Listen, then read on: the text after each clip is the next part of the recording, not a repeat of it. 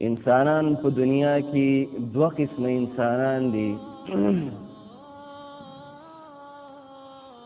یو هغه انسانان دي چې هغه منحمد په دنیا دي، هغه انسانان چې هغه په دنیا کې ورننوتي دي.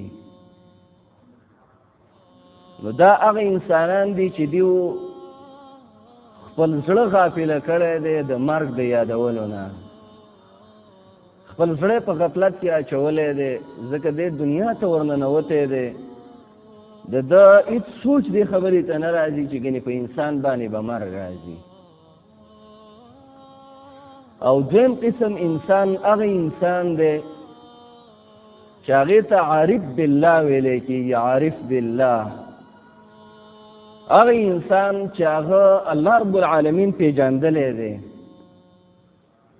او د دې انسان دا نظریه ده او دا عقیده ده چې په هر یو انسان باندې به مرګ راځي. نو دا ذاکر انسان دی، هغه انسان دی چې ده ته مرګ ور یاد دی، غافله نه دی، الله رب العالمین یې پیژندلی دی. دا ډېر قیمتي انسان دی په نسبت د اول انسان باندې. هر چې اولنی انسان دی، د الله رب العالمین د داسې انسانانو د تنبیه دپاره قرآن کې د مرګ تذکره ډېره زیاته کړې ده، د دې دپاره چې هغه انسان چې هغه مشغول دی په دنیا کې چې هغه ته مرګ ور یاد شي. لکه الله رب العالمین قرآن کې فرمایي چې که چېرته تاسو اینما تکونو یدرککم الموت ولو کنتم فی بروج مشیده. که چېرته تاسو په مضبوطو قلاګانو کې یئ او کم ځای کې یئ، نو تاسو به ګورئ مرګ راګیرئ.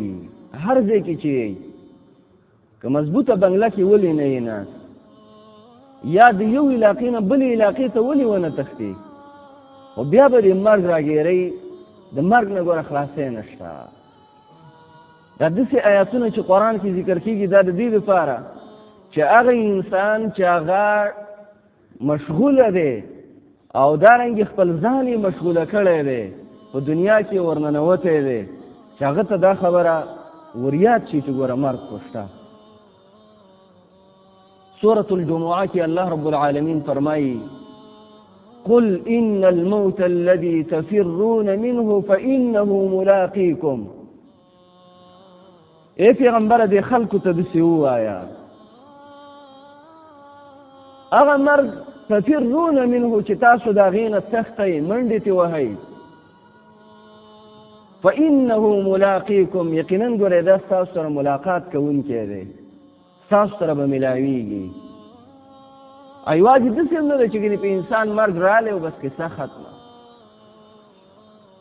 لا ثم تردون الى عالم الغیب والشهاده فینبئکم بما کنتم تعملون. بیا به ګورئ داسې ذات ته تاسو واپس شئ چې هغه په پټو په ښکاراو باندې پوهېږي، تاسو له به خبر درکړي په هغه اعمالو باندې چې تاسو یې کوئ.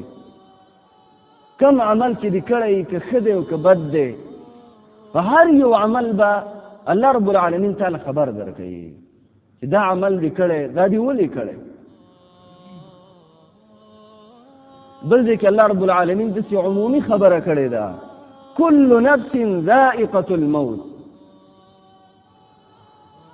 ونبلوكم بالشر والخير فتنة.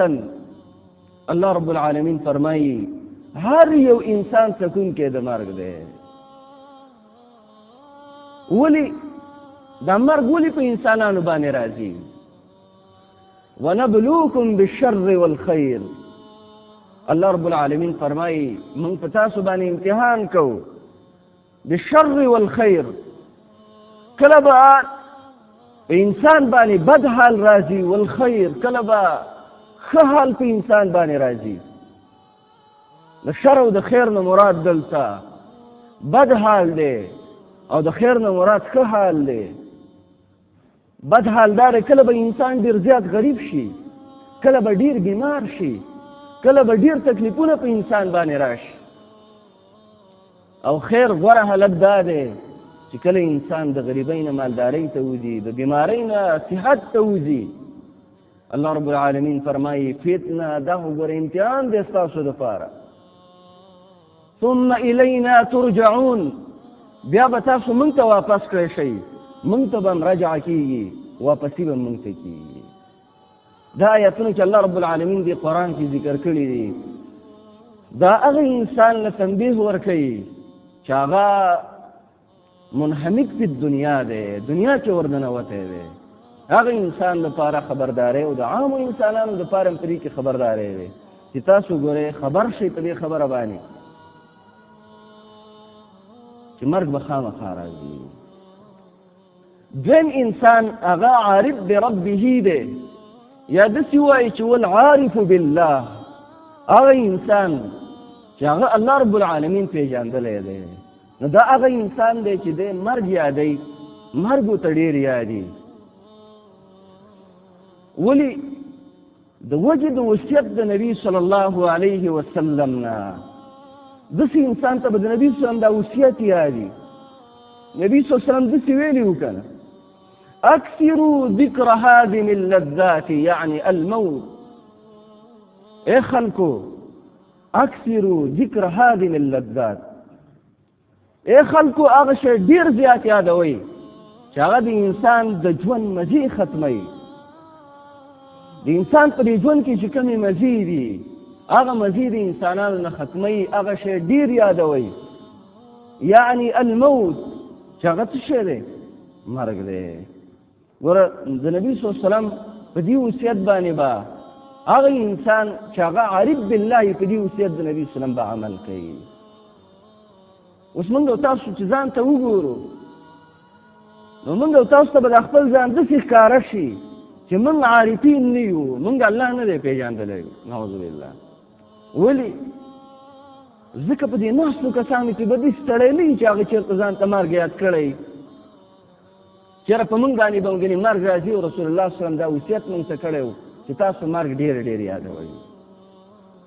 نو د دې د وجې نه ځان په عارفینو کې راوستل پکار دی.